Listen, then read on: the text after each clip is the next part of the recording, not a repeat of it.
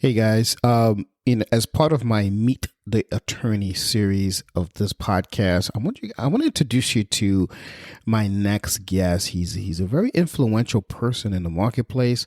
He actually used to be an attorney, and now he's actually speaking on a global level, on stages to attorneys, helping them increase their practices, et cetera, et cetera. So since I do a lot of work with attorneys and I know a lot of attorneys listen to this show, I figured you guys should get influenced by this next individual and how he actually helps other attorneys, and I think he also helps CPAs as well, but we'll get into that in the interview. But without further ado, enjoy the show.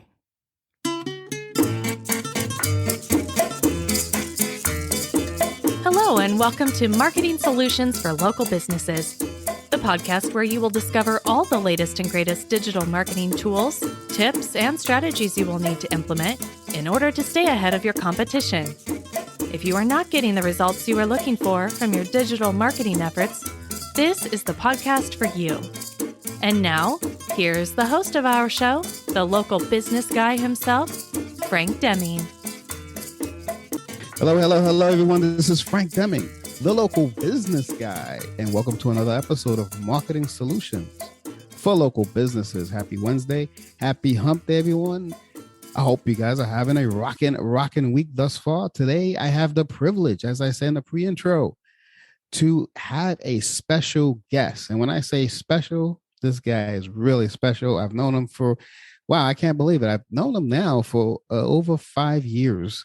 Met him in a conference, and he was very, very, very impressive to me anyway, because he holds a lot of power in the marketplace for attorneys and other types of influential people who are out there in the business world. And he's a great speaker. Fellas, I want you to join me in introducing my good friend, Itzik Amiel. Itzik, how's it going, man? Hi, Frank. Thank you very much. Maybe another thing you should tell your audience that we didn't meet in the conference that I was a speaker. I was just an attendee. And that's what I love about it.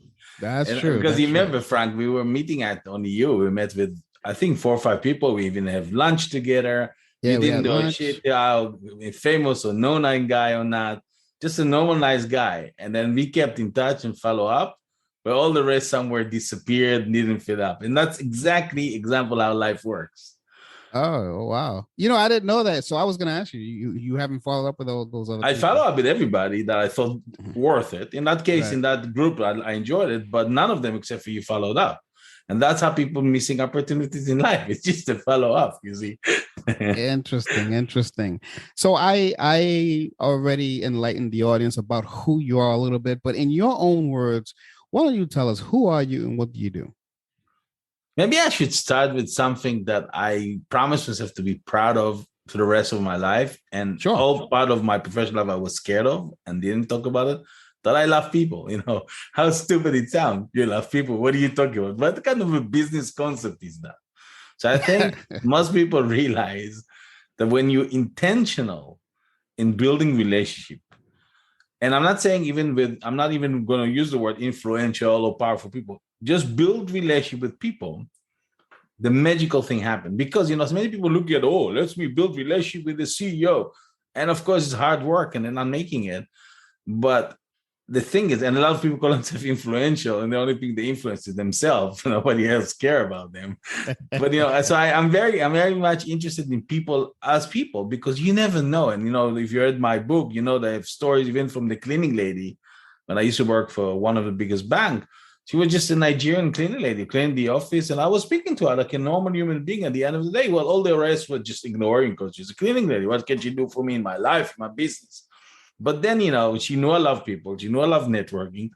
And one day she gave me an envelope for invitation of the Embassy of Nigeria in the Netherlands for a networking event. She said, here it is.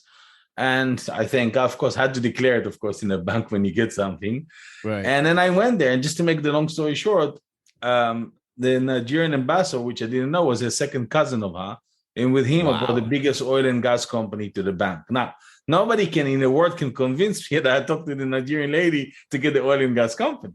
Wow. But that's the power of networking, that I keep laughing at people that don't get it. It is in every corner, in every place, in every stand, to a cinema, to the airport, to the restaurant, even to the toilet. I mean, another story in India, I was going to a toilet, and for the women listeners, men do the stuff in the wall. So I was standing there in the hotel and doing my stuff, and then in front of me, there was a TV in the wall. So I started laughing, and the guy actually looked at me, the guy next to me, and I said, if I knew there's a TV here, at least I can drink more so I can stand here longer. And he was laughing lightly, and then we went outside, turned to be a CEO of one of the biggest IT companies of India. Now, again, I didn't go to the toilet to pitch on this guy. How many opportunities like that? And I think Helen Keller is the one who said once, when you connect people, let them feel important. Like they carry a badge on the chest and said, let me feel important. And when you look at every human being like that, you'll get magics in your life. So that's where it all starts. That's our relationship starts. And I know we'll stay longer. And maybe the second lesson before you go into the show, the meat, is I always teach people you build relationship for a reason, season, or lifetime. In my world, you build relationship only for lifetime. All these people who come to your life to build relationship for a reason, for interest driven, get them out of your life. You don't need them. And then some people come to your life, those people you met, had a nice time, and then they disappeared. Yeah, maybe they had a role in your life to change something that you think, okay, but you should focus on the people. And I always say, people, look at the people and ask yourself one simple question. Will I be a friend of this person for the rest of my life? If the answer is yes, stay there. If the answer is no, don't walk away from them. That's not polite, right, Frank? Right. No, Run away from them. No, I hear you. You don't need them in your life. I hear you. So, it's funny. You said a mouthful there. I want to touch on a couple of things that you talked about there, because I think they're important. Because I don't know if you know this about me, but I am an introvert, huge introvert. So I built my business totally online without talking to anyone unless they wanted to talk to me. So my whole premise when I was building my business was, if they don't want to talk to me, why do I want to talk to them about my business? If they're not interested, why even say hello? Like, your story about the guy in India or whatever, how you met him. That's interesting. That's not the way I approach business, because I'm introverted. So what would you say to a person like me? I mean, I know I fixed that so far, by the way. Since then, I'm talking about the old Frank. So I fixed it. But if you're talking to me when I first started my business, what would you tell me? So that's an awesome question, but I will want to show your audience that you made already 3 mistakes. None. You assume that I'm an extrovert. So here's the story for you. I'm an introvert, or maybe more ambivert than extrovert. You think I'm an extrovert because I could hide it better than you think. I'm better in communication skill. Second, your mindset is wrong. And it's probably most of the audience. And I agree with all of you, learn networking at this sleazy, pushy, salesy art that you have to talk about yourself. You have to pitch about yourself. And people who don't like to do that, afraid of it, don't like it, and avoid it at all costs, like you did. And I think if you change your mind, that's why I hate the word networking, because to me, to explain something else, instead of that, when I used to teach networking, I used to say, okay, today I'm not going to talk about a known tiger. People say, what do you mean? So actually, if you take the word networking, I think the word is an anagram, change the order of the letter, you get a known tiger. A known tiger is something nobody knows. And then I can put the input on it, you see. Then nobody come with this negative connotation, oh my God, network. Third lesson, and that's my mistake when I used to teach it. And as a lawyer, as you know, we have to build relationship. It's all about building relationship, networking. So much that in Corona time, a lot of lawyers were scared. Oh my God, my main source of business, the spring of my clients, the networking gone. What do we do now? Yeah. That's what they thought. And the mistake many people make, and I used to envy those people in the middle of the event. Those who everybody gather around them and change business card. And I said, oh, how can I be there? I cannot be this person. I don't know how to engage with all the stuff, and especially when men in the conferences speak always about 3F, finance, football, female. That's men's language. And I didn't know much about those things. I married my first wife. We never liked football at home because I have 4 sisters. And finance, yeah, I'm accountant as a lawyer as well, but yeah, it's boring stuff. So I was always scared of that. I can tell all of you, and you know that. And out of those people that I thought were good at networking were the networking jerks. Because the real business of networking doesn't happen in the middle of the center of the conference of the event. It's in the side way. If you stand in the side, for those people you think shy, for those people you assume, oh, great people, nobody care about them, they're miserable there in the corner, you find the opposite. These are some of the most important people. They don't want to be bothered. They don't want people to pitch on them. They're standing in the side. And I had so much success with that. As a speaker, I can tell you, if you go to the next event when the doors are open to all of you listening, don't buy a diamond ticket. Don't buy a gold ticket. Don't buy a platinum ticket. Get the most simple ticket, sit in the back of the room. Why? Because where do you think the most important people are sitting? In the back of the room. Where do you think the speaker that on the stage going to be later on going to sneak in to watch the other speaker speaking now?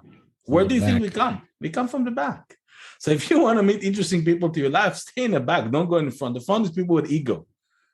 People who organize even knows that 20% of every audience want to be called VIP. 20% of VIP want to call diamond. And they'll pay more for it just for the ego. They're not going to get anything out of it. What do they get out of it? Just because they're closer to the speaker, they get more business? No.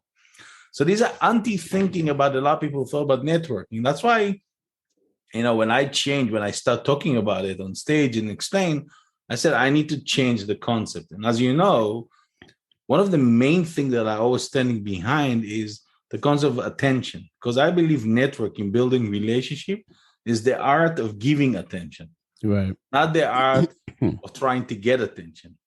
And here you go, Frank. For introverts who are listening to us, what is easier, to give attention or to get attention? Absolutely give attention, because you need to shut up and listen. Or maybe ask questions and just listen. And who's better in listening? Who better be there? Who's more not going to show themselves introvert or maybe ambivert, definitely not extrovert. And that's what networking is nowadays is the art for introverted. It's a hard work for extrovert to be a listener. They want to talk about themselves. They want to show the story. An introvert don't want to pitch, don't listen, they don't know what to do. And here's the interesting thing I found out. If you will be a good listener, if you will give attention, by the way, in English, you say you pay attention. It's like a monetary thing. Think about it. Right. There's no other thing you can pay with except attention.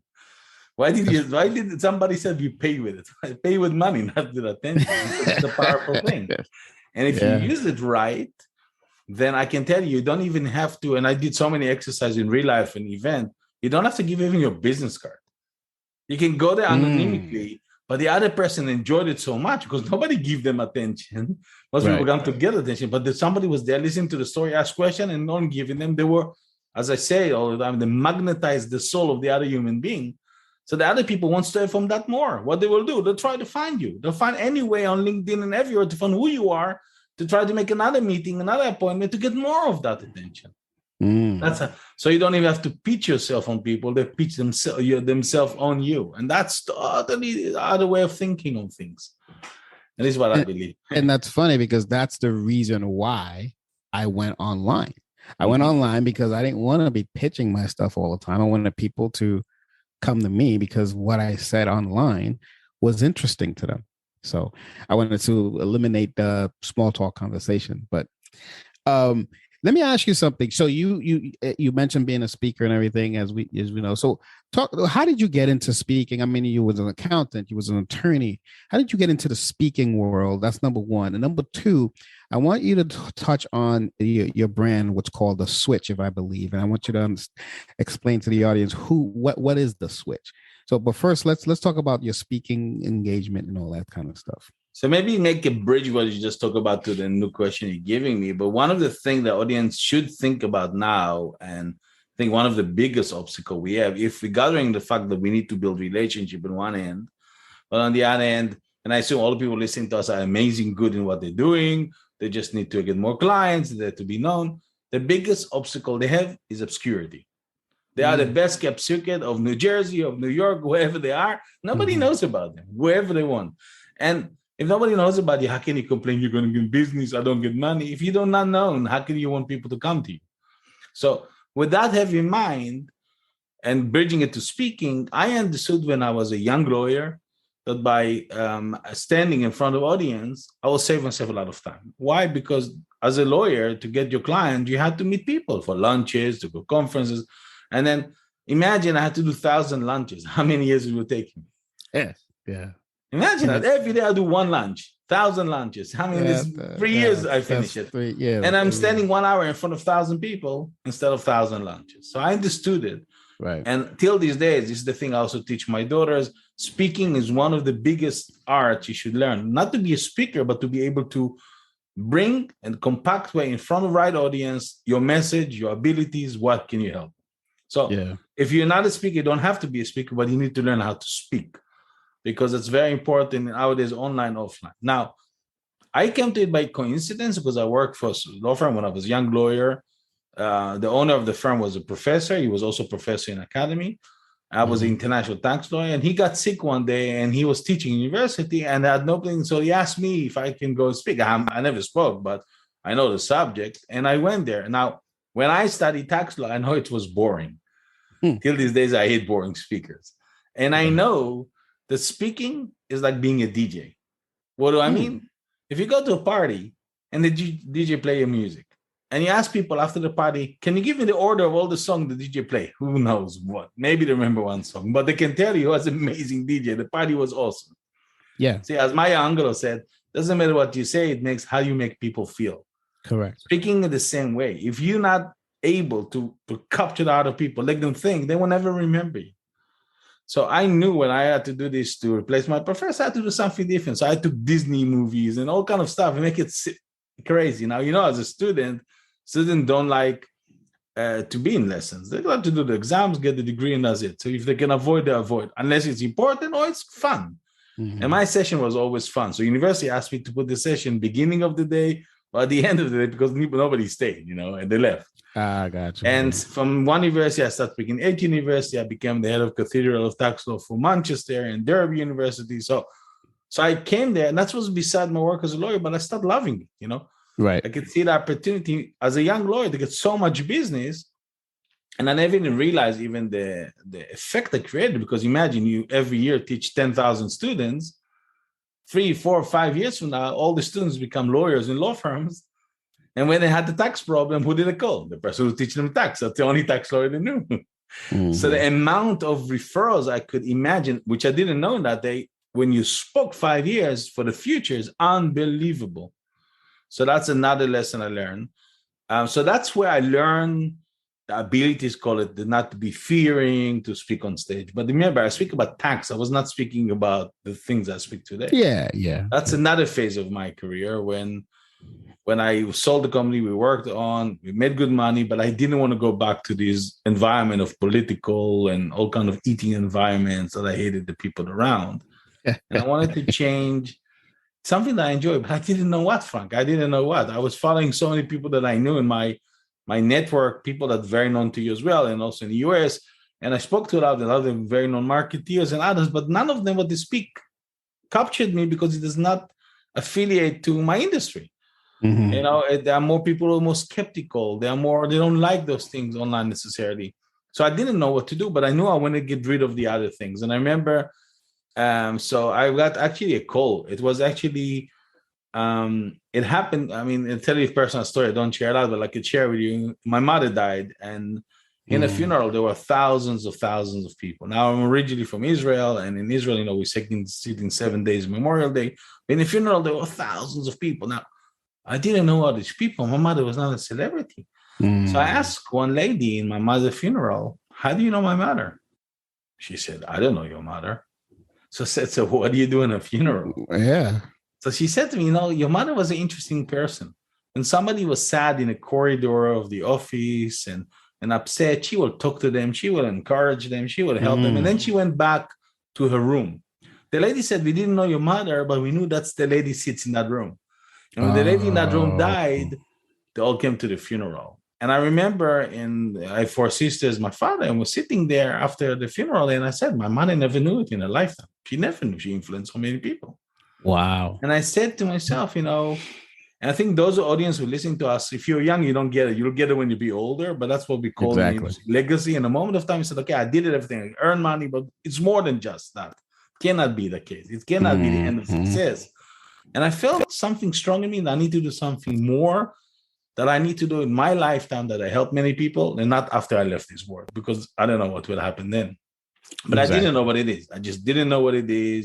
Nobody taught me what to do. It just captured me. And that's the feeling when I came back to the Netherlands, where I lived, to my family. I knew I have to do. I didn't know what to do. In that time, there was a company, a huge company from Singapore, or Chinese origin, that doing the big conferences with Tony Robbins and other ones. And they're organizing around the world events for entrepreneurs. And they came to do in the Netherlands a big event for about 10,000 entrepreneurs. Mm-hmm. And they were told by the president of Singapore, which I knew, the old one, and they told him, hey, if you do it in the Netherlands, you should get Itzik on your stage. And I got a phone call from nowhere and asking, okay, we're coming this and 2 weeks the event, and we would like to have you in the stage. Now, I learned many years ago, opportunity knock on your door once. Now, guess what? Somebody calling you, there's a big event. And this event, you get Les Brown, Tony Robbins, not Tony Robbins, sorry, Al Gore, Richard Branson, Dalai Lama. And then they're asking you. I mean, what would you say? Wow. I had nothing. Remember, I didn't have my best-selling book. I had no training courses. I had nothing. I was just international tax lawyer who sold a company with and I'm in the new position in my life. It's okay, sure.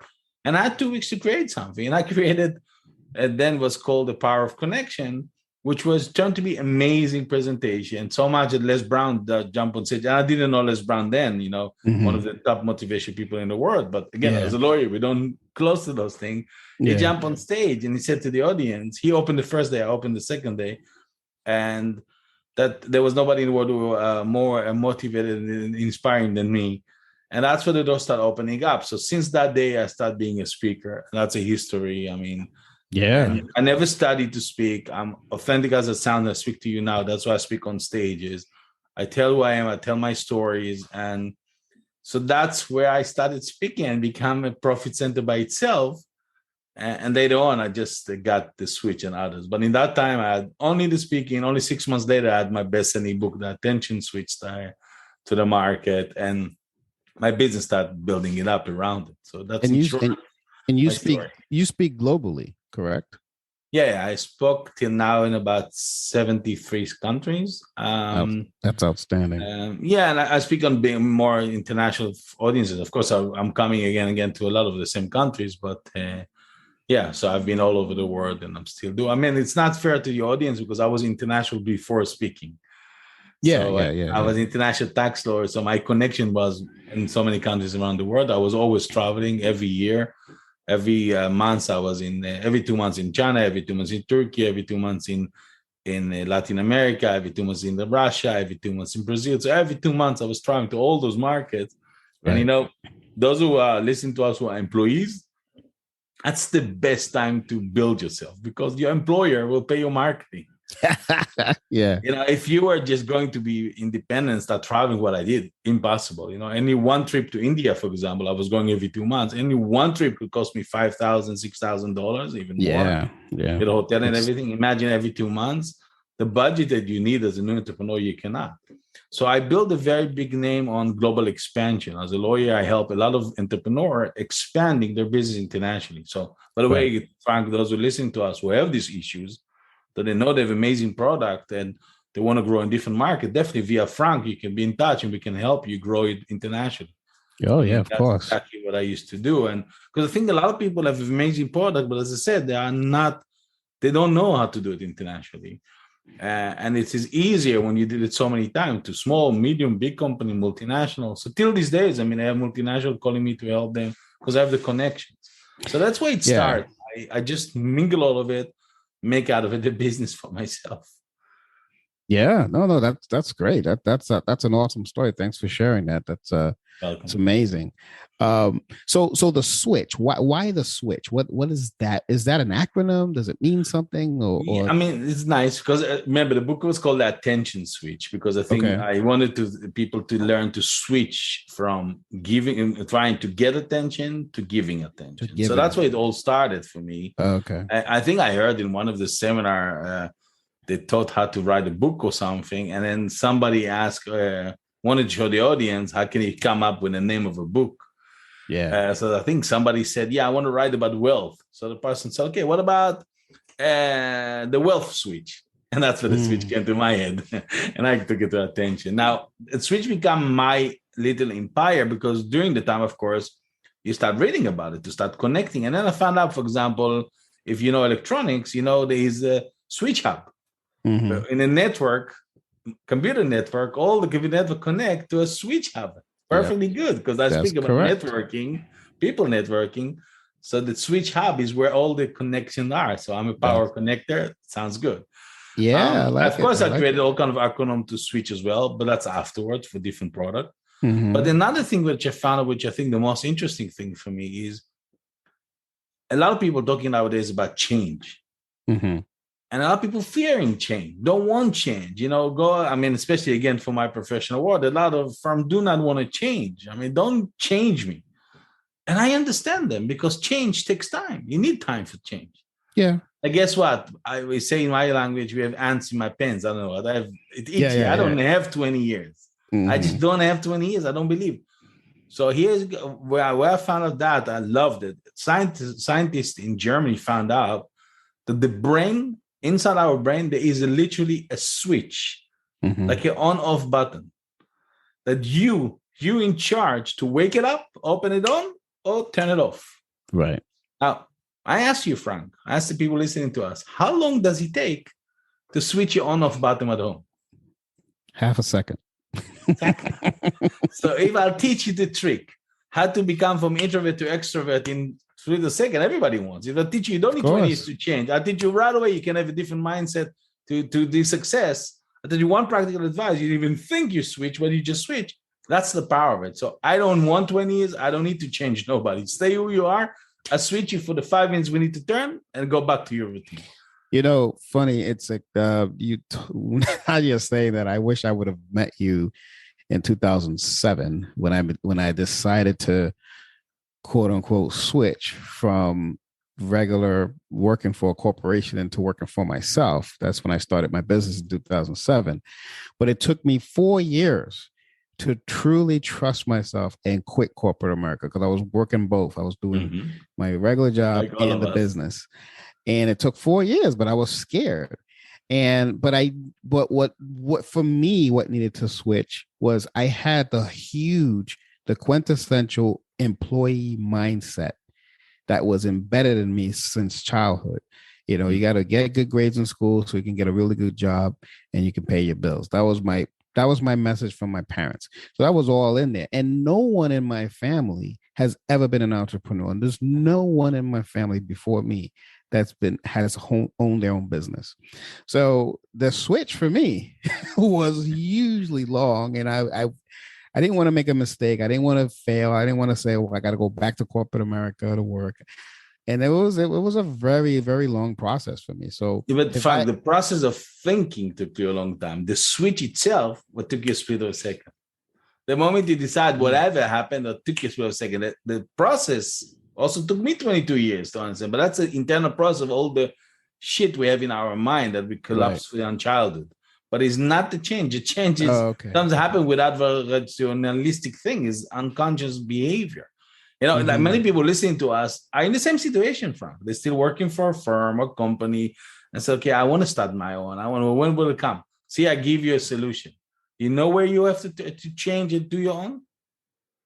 When you hear that. When you hear, hello, my son, this is the time to switch.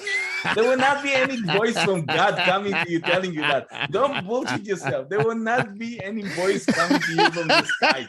You just have to fucking switch and change yourself right now, right away. Don't wait for nothing. There's no way to wait for that voice. Everybody's waiting for you, It's like asking me, how did you fall in love with your wife? It was this voice telling me, what happened? Just, that's unconscious behavior that we all having it internally.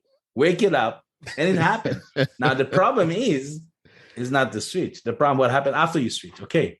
If you don't know consciously what you want to do, you want to get rid of that because that's something. And it's okay, I'm changing. And then you sit at home and don't know what to do. That's a big problem. Yeah. So spend a lot of time what you want to do, how you want to do it, as long as you could. Because the switch is a split of a second. You decide, okay, I'm going from home. Boom. You know where you're going? It's like buying every product. Frank, you know it yourself. You wanted to buy this new Apple. You look at it, it's very expensive. In the end, you bought it. How long does it take you to make the decision to buy it, to switch, to buy a new computer? It's a split of a second. Yeah, Push a just put it button, aside. gone, Yeah, done. just put it And the aside. day after, you forgot about how much you spend on it. Mhm. But maybe you thought about it 3, 4, or 5 months. That's not the switch. The switch is the split second you're doing, you take the action. That's the moment you change your mind. And that's everybody will do. If you don't do it, somebody else will do it for you. Yeah. And Well, somebody that's else will good. switch it off for you. I'm glad you mentioned that, because that's a huge distinction of what I was talking about. But yes, that's true. That's true. I hope everyone captured that, because that what he just gave you is a gold mine. And obviously before we end this, we want to have all of your links in the show notes so people can get a hold of you. But let me ask you something. Sure. You still work globally. What is your target market? Like, who do you want to connect with? I want to see if I can help you. You've helped me so much since I've known you. I want to see if I can help you connect with people. Who do you want to meet? Who are your ideal people? So that's very kind of nice of you, Frank, because, I was actually in the past was struggling with it because, I was the kind of person I want to help everybody. Yeah. And I know that's impossible, not because you want it and not because even the time, because it's impossible to help everybody. So you need to be very concentrated. Correct. So for a while, I used to help entrepreneurs. Entrepreneur per se wanted to grow the business in different industries. The problem there was that I believe in order to help people, they be able to look at you equal to you. Right. You cannot look up to them and you cannot look down to them. If you don't look eye to eye, and a lot of people, not because of me, because of themselves, because they think, oh my God, this guy's a speaker, he's an amazing guy. They're looking by themselves down up to you. Yep. And I hated it. And, it's a mindset that people have to change. And that's a problem with a lot of people in firm and companies. That's the problem. I think the boss is the owner of the firm. I have to look down up to them. No, absolutely not. They're human beings exactly like you. If they don't appreciate you and don't look at the eyes, get the hell out of there. You're wasting your time. Right. I mean, a good leader, a good entrepreneur I always said successful people are very approachable people. That's the mistake many people make. If somebody you cannot approach because they say they are too busy, they have 17 guards around them or whatever, that's probably small people who want you to think they are big. Big people, it's so easy to find them that you'll be so shocked. I mean, how could I talk to Richard Branson? I mean, how can you talk to this guy in the elevator? Because people are having the time. You just not position yourself in the right place. If you go to them in the middle of the night, they wake them up, they'll be annoyed. Or if you're talking to them in the middle of a business meeting, of course they don't have time for you. But in between, if you know where to stand. So I'll give you an example. I wanted to talk to a very famous lady in Canada. Mm-hmm. Now, I could not reach her, but I wanted to talk to her. That's the time when I was a lawyer. Mm-hmm. So what will you do? I traveled to Canada. It was Toronto. I found out where she's going every morning from her secretary to get a coffee. It was a Starbucks in one of the corners there. Mm-hmm. I woke up in the morning. I went to the Starbucks earlier. I went to the manager. I said, listen, there's a lady coming here to buy coffee. When she comes to get a coffee, I want you to give her this present for me. And I'm sitting on the side, so don't worry. And I was sitting on the side. And she, of course, arrived, standing in line. The turn comes. The guy looked at me, said, yes, exactly it. And he gave it to her. And she was looking around, what's going on there? And the split was secondly connected. Now it's the time. The show started now. Now it's the time to be authentic. Now it's the time to tell the truth. And since then, I'm a good friend of this lady. And we did so many things together. But what will you do to connect with the right people?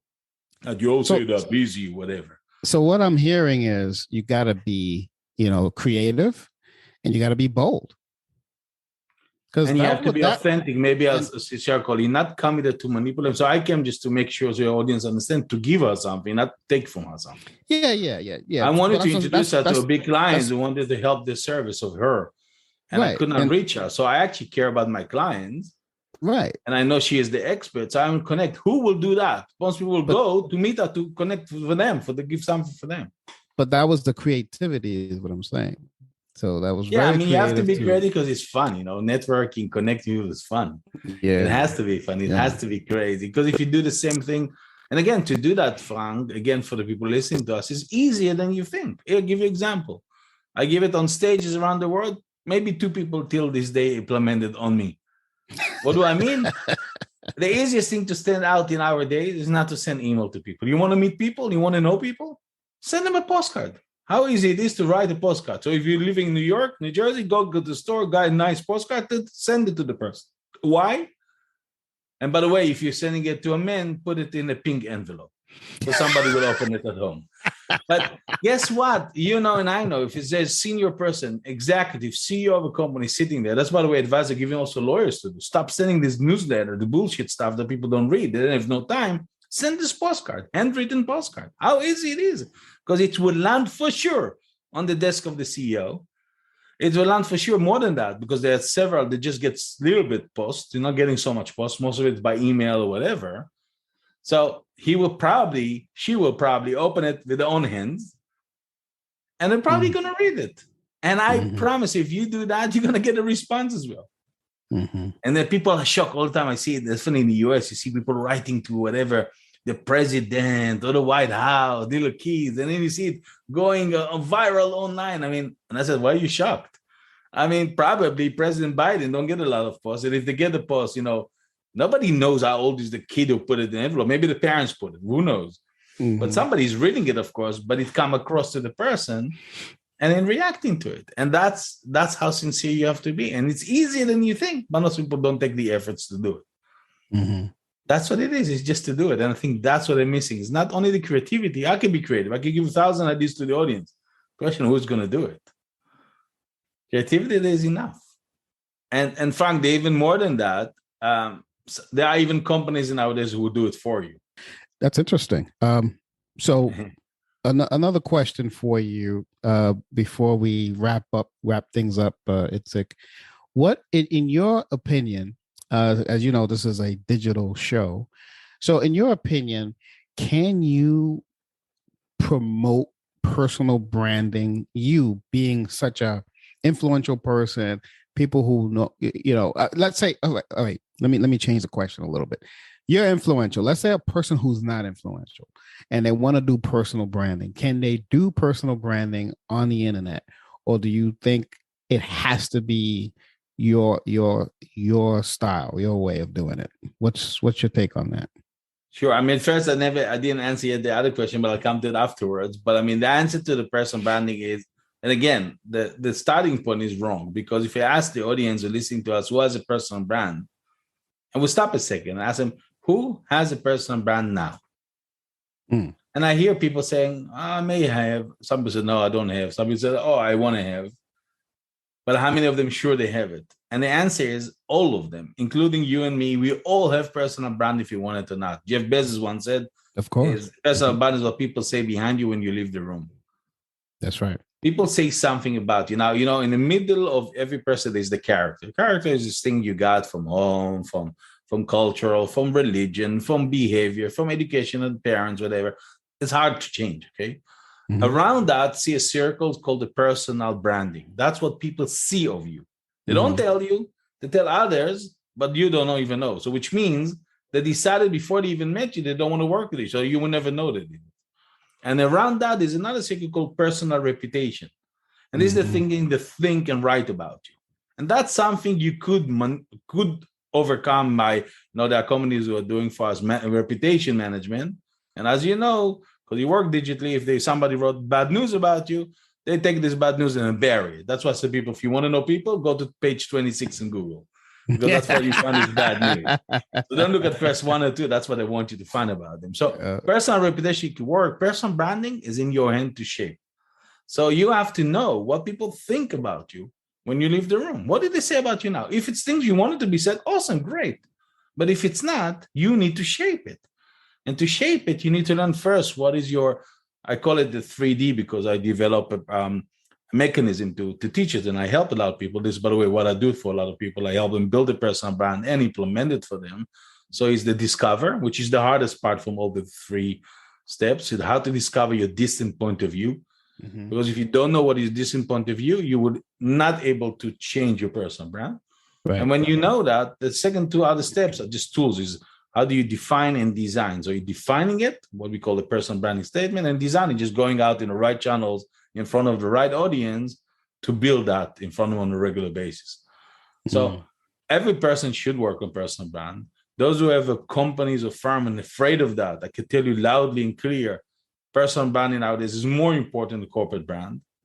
If you don't believe me, think about 10 people that you like very much, your friends. Do you know the first name? Probably yes. Do you know the last name? Probably yes. Do you know where they work now? Yes. And most of you lost track on that. Some of them, I'm not sure. Maybe moved to another company, not sure. But you're sure about the first name and the personal name for sure. Oh, yeah. So that's how powerful it is. Personal brand goes with corporate brand. So a lot of people scared in my industry to work a personal brand with their employees or let employees work on a personal brand because they thought, oh my God, if this person will start building the personal brand and we're going to be known in the market, our competitors will find them and will attract them to go to there. Right. Now nobody knows about them. So absolutely not the case. When you build a personal brand, when you allow it, of course, there are rules to the game. People become more loyal, they stay longer, be more proactive, et cetera, et cetera. And of course, your brand as a corporate will grow as well because they work for you. They don't work for another company. So with all my heart, I think it's one of the most important things to go out of the problem we mentioned before, Frank, the obscurity. To stand out of the crowd, not to be unknown, not to be the best kept secret of your market, is to learn to stand out. It's not to be a snobbish. It's not to be a person celebrity. Not at all. I mean, there are people, when I teach personal branding, I give example of a person named, I don't know if you know, and most of the audience probably do not know, Anton Corbijn. No. If I say the name, you don't know. If I say the name Madonna, all of you know. Because he's a celebrity, right?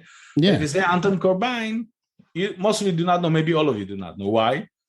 And this person is #1 photographer in the world who get millions and millions of dollars to take photos of who?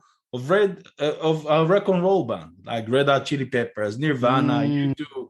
So if you are one of those rock and roll band, you should know this guy. But I guess your audience are not rock and roll band. That's why you do not know. That's how you build an authority, a personal brand. You don't have to be a celebrity. It's totally a different thing. So it's not all with people calling it influential and that's running by money. It's really if you have a service and you want to help people and you know you come from a good point of view that you really want to help people, carry that on your shoulder. You're a very selfish human being if you're not standing out. Why? Because if you have a gift and you don't go share it with the world, you're selfish. You keep it for yourself. You didn't get the gift in the world and abilities and amazing service to keep it for yourself. I like that. That's why, awesome. And that's the burden you have to wake up every morning. You need to shine out. It's your time because there's so many people. Imagine if you do that, people will change their life. Now, if you're a good person, you cannot sleep at night. If you're a bad person, it won't do anything for you. But if you really come from that point of view, and not everything that I teach, and now I'll give you another example before I let you back, is the biggest another problem when you build relationship is the follow-up. We talked about it in the beginning, right? We followed up, the rest. Yes. Now, most of the people know that the business is the follow-up. Because every person you meet, 2% of them have business to you when you meet them. 98% of the people have business not now, maybe in the 3 to 5 years from now. So how long will you follow up? Now, follow up, why people are failing in follow-up? The same reason I said to you before about personal branding. Yeah. Because if I ask you a question and the audience as well, if you had a pill and the pill can cure this person that is very sick, 100% guarantee you cure them from the illness they have. How many times you as a good person will call the other person to take your medicine? Yeah, I mean, you do it right away. Yeah, and how many times? You will never stop. You probably call them every day, all the time, every time, because you want them to be healthy. Now, they may tell you know what, get the hell of my life. I don't want your medicine. I want to die. At that moment, you're never going to stop, right? So why do you stop following up? Because your mindset is wrong again, because you don't believe that your service that you have now is like this medicine. You don't believe it can really helpful to the other people. If you don't believe, that's why you feel pushy and nudgy and salesy. Yeah. But if you believe, my God, you have to take my service, it will help you now. You call them every day without being filthy and pushy and nudgy because you want to help. And that's a mindset. There's no more than that. Most people don't have this mindset. Yeah. If you have, I've heard that example with cancer. If you have to cure the cancer, you're gonna be pushing down the White House door every day until you get to the president. And everybody knows that. Unfortunately, we know that. But unfortunately, we know that only when we're in such situation. People will tell you, I don't have money. What would you do if your child is, as you said, get sick on cancer and you need to get the best doctor in the world and you know the best doctor in the world can help them? It costs $1 million. Each one of the people listening to us will do everything in the world to get the $1 million. So don't tell me you don't have money. money. You don't even think it's important enough to do it. It's just a mindset like everything else. Yeah, man. And as well as Les that's Brown said, you have powerful. to be eager to be You successful. gotta be eager. You have to be hungry to be successful. That's his word. You have to be hungry, right? Yeah. And most of the people are comfortable. You get enough money to survive. Okay. Yeah. And that's But why the you're thing not is hungry. also the why. Your why has to be strong. The reason why you want to do this has to be strong. If it's not strong, you're gonna go right back to corporate America or wherever wherever you work. You're gonna go But a right lot of back. people have the why. I don't think it's just the why, because the why is great to start, but it's not enough. So people have a why because they come from the slums and they want to give justice to the world. That's why they become a lawyer, or they're living somewhere and they don't want to live the things of their friends, or they wanted whatever. But they don't have a plan how to get to do that, and why, it's just nice, but it's like hope is not strategy. It's great to be hopeful, but it's not a strategy to build a business on. So I'm curious about something. What's your take on coaching? Because I think what helped me, I know what helped me. As I said, I come from a family that does not have entrepreneurs. So I had to really push myself. And what really helped me was coaching. I without business coaching, I don't think I would be here talking to you today, running this podcast. So what's your take on that? I'm just curious. So it's funny because we're coming back to a language, and I will tell you my take on it, and then I don't want to scare your audience, but I never had a coach, and I don't want to have a coach. No. And I don't even call myself a coach. I call myself a mentor. And why is that? Because it's like, if you ask the audience, you have money, you want to invest your money. Would you go to a banker and ask a banker how to invest your money? Think for a second. Most people do not know, say yes, say no if I ask the question. But think a second. Why should I go to a banker and ask them how to invest the money? The banker is getting a salary from a bank. If the banker really know how to invest the money, they become billionaire themselves, but they don't know. So how can I ask somebody who doesn't know how to do it? I better go ask Warren Buffett, ask him how to invest some money. He will tell me. I'll copy paste. That's why I believe, because where I'm coming from, in the industry I was, in the professional industry, there's a lot of consultants coming and coaches, but they never been a partner of the firm. They never did what you want to do. How the hell did they tell me what to do? Yeah, they can ask me questions. I can also ask myself questions. So I think when I call myself mentor, I'm meant by two things. First, so when you probably talk about coaching, you talk about the same thing. You need first accountability partner, somebody can talk and give you ideas, etc., out of experience, out of things that works, not out of guessing. Second, it has to be somebody who will help you even to implement. So it's not enough just to ask the question, because you'll be stuck. And why? I mean, if I solved something, why should I let you suffer? I mean, I'll tell you, hey, you want to bake this cake? Here's the recipe. Take step 1, 2, and 3. Right. And then you do it. When you're doing it, when you be successful, not go improve it. This is, by the way, you asked me for what is the switch. So the switch is one of the biggest membership site and training for the human-centered skills, I call it. And exactly giving 4 deliveries every month to a lot of entrepreneurs and lawyers and accountants how to build the practice. And I'm giving every single month and the first of every month, and you were my guest in the last month, Frank, a masterclass with an expert on one specific subject. And sometimes I do it myself when I'm an expert on the subject. Then the second week of every month, they're getting a practice how to, exactly what I just told you now, this recipe of I call it cheesecake, because I love cheesecake, but exactly how to implement specific strategies. Step 1, step 2, step 3, step 4. Not guessing, not how, not asking them questions. Give them what to do. And just follow the thing and you're successful. The third week of every month, I'm giving them a delivery called Your Next Referral, because a lot of those things build on referrals. It's 10, 15-minute screencast, which when you hear me, you see the slide, you don't see me. And then it's about referrals, so how you get referral, what do you write, exactly the templates, exactly the timing. So just copy paste. Don't be brilliant. I did it thousands, sometimes tens of thousands of times, and it works. Just copy paste. And the last week of every month is the live Q&A. And the members can ask questions. I ask. I give some more clarification. So that's where the switch is, and that's accessible to all the members. And this is because I want first to learn by themselves. The second level of my business is what I call mentoring. You just asked me. So that's the second level, when I spend an hour every 2 weeks with people who want to do it with me. So I'm the accountability partner, Instead of they learning by themselves, we implement it together. Right. And the third level of my business, and that started 5 years ago, because I found out a lot of their members willing to pay the money, but they do nothing with it. They're busy or lazy. So I started doing done for you services. So instead of teaching it, instead of mentoring them, I'm doing it for them. So we talk about building relationship. I'll take the LinkedIn profile of them. I build the authority there, and I start connecting them with international people they want to learn to know. I will nurture this relationship. The other people think they're doing it, but I'm behind it. I'm writing. I'm creating the value. Everything that I teach, I do it for me, for them. And then till the other people wants to meet with them, and then they have to talk to each other. Of course, I can. Wow, I did not know that. That's awesome. So tell me, I definitely want to connect with you on that, because I was always taught that it's very difficult to writing someone else's voice. But I'm sure because you're well versed in all that stuff. So, and again, there are many tools for that. You're right. There are many tools for it. And I also learned during time, because I remember I did once for years ago for a German lawyer.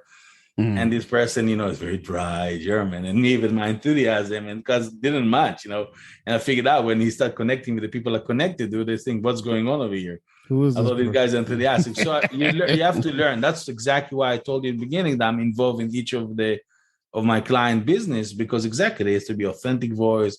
It has to match the personality. It has to really give value to the other people, which is the hardest part. How do you give value to people you do not know? And most people killing the conversation, because what they do, okay, if you have something for me, remember me. And that's the end of the conversation. You need to always evolving, find another excuse to talk to them, because they don't have business for you when you meet them, right? This is follow up. Yeah. No, I like that. That's awesome. So I am going to have every single way of someone could connect with you. Itzik, I have your websites. I'm going to put your LinkedIn profile here in the show notes, because I really think that you have a product that adds a lot of value to a lot of people. That especially if you're an attorney or an accountant, you definitely got to connect with Itzik, because he's the man when it comes to all that stuff. But before I let you go, I want to ask you one last question. Is there anything that I did not ask you that you think will benefit the audience? That's a very good one. But I mean, one question that I didn't answer, I think, and I was embarrassed to share it again in all my professional life, is I said to you in the beginning that I love people. What is that, So a little story that actually started the whole thing of it. And that's, you ask about the big why. That's my big why. Yeah. And my best-selling book started with it. The first story in my book called The Hug of My Life. And the story from 1992, February 1992. I used that time lived in Israel. I used to work for a law firm in Tel Aviv and live in Jerusalem.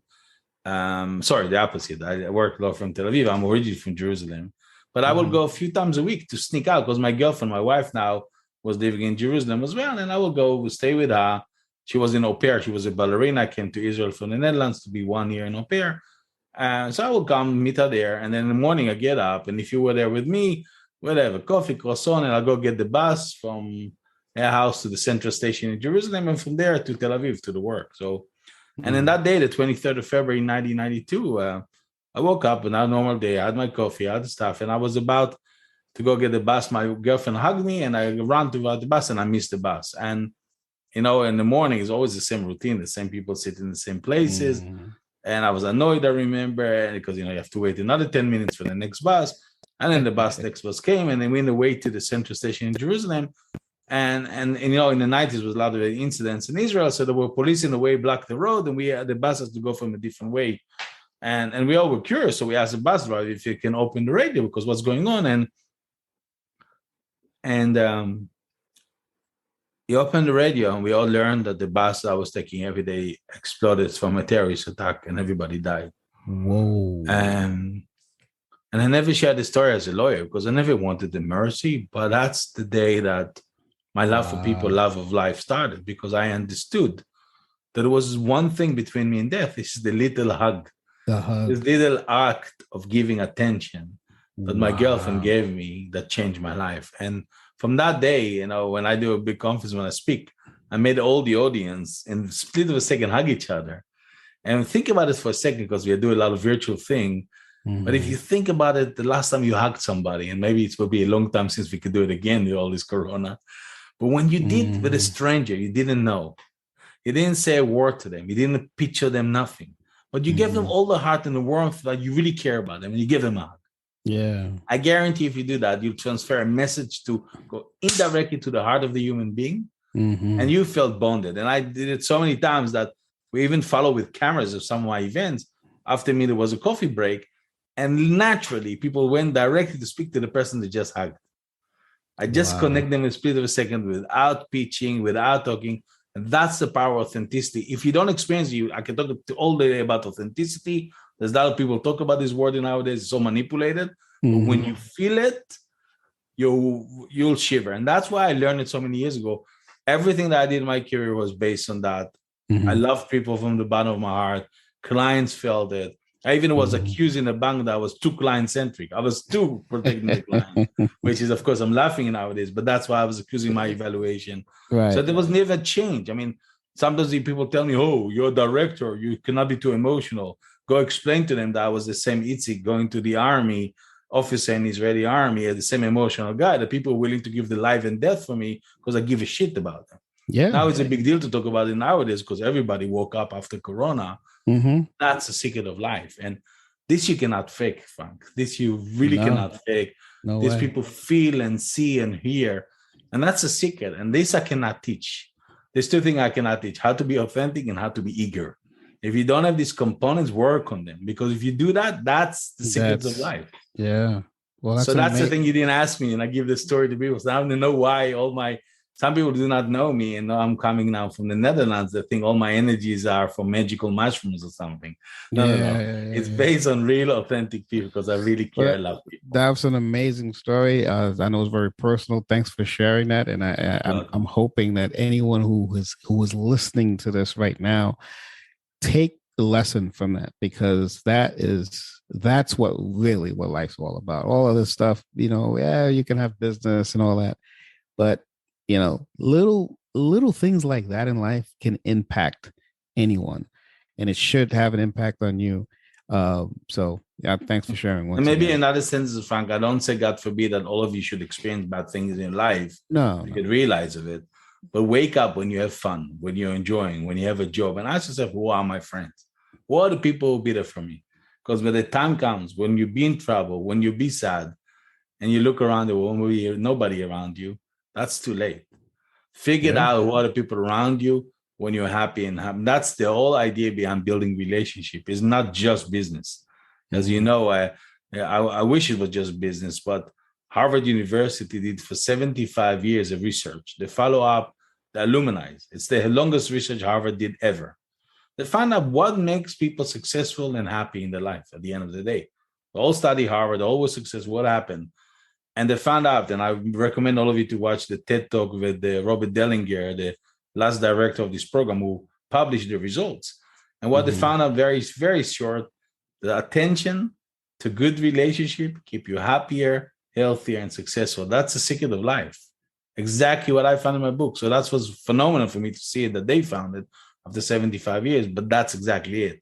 The art of learning to give attention, because everybody else trying to get attention. All marketing based on trying to get attention. The things that happen in business, Frank knows it very well, in digital marketing, etc., does not happen on your likes, on the post. It happened behind the scenes, behind the messaging, talking. Even Frank, when do podcast, knows the things that happen is not in the podcast. It's what happened before when we close the microphone and after when we follow up. That's the power. That's the power. Yep. And if you know that, you'll be successful. Awesome. Well, thanks a lot. That was the lesson. And again, and to the audience, listen, that this is I know it's a little different from what I normally talk about on the show, but this is a very impactful show. I encourage you to definitely share this episode with someone. They'll definitely be touched. Download it, share it. Make sure you subscribe, because whenever I bring content like this, I want a lot of people to listen to it. So with that, I wish you guys nothing but the very best.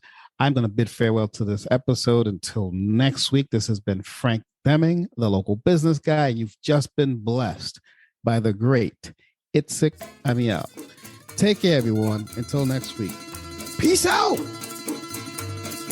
Thanks for listening to another episode of Marketing Solutions for Local Businesses, the podcast where you will discover all the latest and greatest digital marketing tools, tips, and strategies you will need to implement in order to stay ahead of your competition.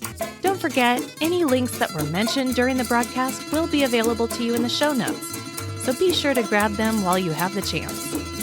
Incidentally, if you have any topics that you would like for us to discuss on the show, be sure to send an email to the email provided in the show notes, or click the Contact Us link and let us know what topic you would like us to help you with, and we'll be sure to add it to our schedule.